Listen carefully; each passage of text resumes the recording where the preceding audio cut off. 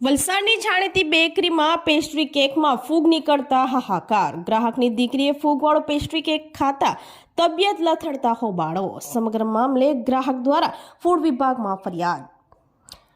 વલસાડ શહેરના આઝાદ ચોક ઉપર આવેલ અગ્નિ બેકરીમાં ગ્રાહકે કેક ખરીદ્યા બાદ પેસ્ટ્રી કેકમાં ફૂગ નીકળી હતી.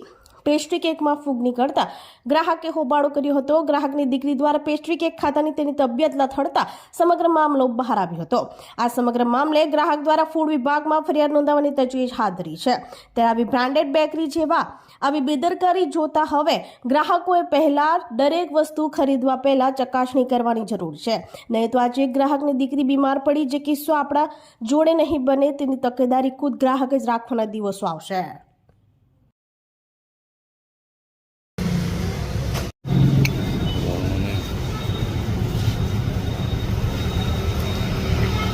कोयराओं ने